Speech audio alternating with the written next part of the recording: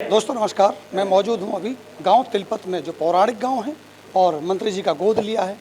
और आज मेरे साथ राज्य मंत्री जी के सपुत्र देवेंद्र जी पहुंचे हैं लाइट लगाने के लिए, एक सौगात देने के लिए, लेकिन साथ साथ बहुत सारी आपको शिकायतें सुना दी गाँव वालों ने। क्या आश्वासन दे रहे हैं आप गाँव वालों को? देखिए सतपाल जी, केवल शिकायतें नहीं सुनाई, उन्होंने आज यह भी लोगों के ने आपके सम्मुख ये भी बताया कि कितना विकास तिलपत गांव में भारतीय जनता पार्टी की, केंद्र की आदरणीय मोदी जी की सरकार बनने के बाद और हरियाणा की आदरणीय मनोहर लाल जी की सरकार बनने के बाद जो विकास कार्य इस गांव में हुए हैं, इस क्षेत्र में विशेषकर हुए हैं, वो सारे विकास कार्य आज 2014 के भारतीय जनता पार्टी की सरकारों के बनने के बाद हुए।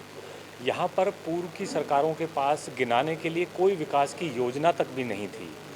तो वो जो विकास की योजनाएं यहाँ पे लोगों को मिली, चाहे आवागमन सुगम कराने की बात हो, पुल बनाने की बात हो, सड़कें बनाने की बात हो, ना सड़कें यहाँ होती थी, ना पुल होते थे, लोग कई कई घंटे जाम में खड़े रहते थे। तो उससे छुटकारा दिलाने का अगर काम किसी ने किया है तो वो भारतीय जनता पार्टी की आदरणीय मनोहर लाल जी की सरकार ने किया है। उसके बाद गांव तिलपत की अगर बात करें तो माननीय केंद्रीय मंत्री चौधरी कृष्णपाल जी ने जब तिलपत गांव को गोद लिया तो यहाँ के चाहे स्टेडियम की बात हो, यहाँ के शमशान घाट की बात हो, एक एक रास्ते की बात हो, बाबा सूरदास के मंदिर तक के मेन रोड की बात हो, उसको 4 लेन बनाने का काम, उसमें बीच में डिवाइडर लगाकर LED लाइट लगाने का काम हो, तो इतने सारे जो विकास कार्य हुए वो भारतीय जनता पार्टी की जब सरकार बनी तो संभव हो पाए। निश्चित तौर पर जब कोई काम होते हैं तो उसमें कुछ दिक्कतें भी आती हैं, कुछ समस्याएं रह भी जाती हैं।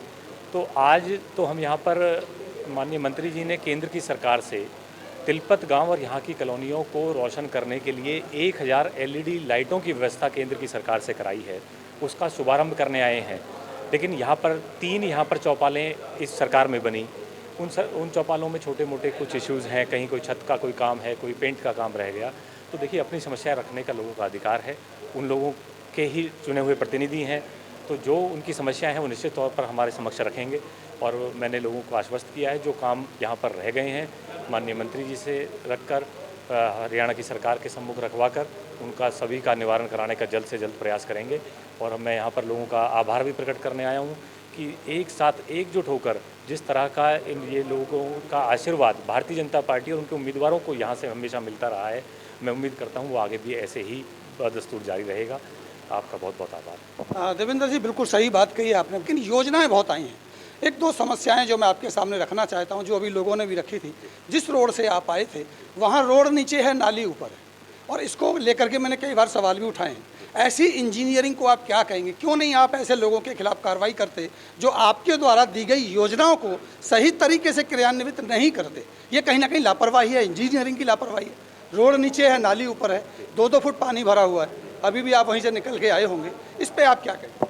देखिए, ये जो PWD के कहीं किसी भी तरह के उनके कहीं प्लानिंग के जो इशू रहे हैं, इसका संज्ञान लिया गया है। ग्रीवेंस कमेटी में भी ये क्वेश्चन पहले लगा है, माननीय मुख्यमंत्री जी के संज्ञान में आया है, उन्होंने आदेश पारित कर रखे हैं कि इसके ऊपर जल्दी से जल्दी इसको रिजॉल्व किया जाए। प्लस जो डिज़ाइन का कहीं डिफेक्ट था या उसमें कहीं जो कमी बेशी रह गई है वो क्यों रही, उसका संज्ञान लेते हुए उस पर कार्रवाई कराई जा रही है।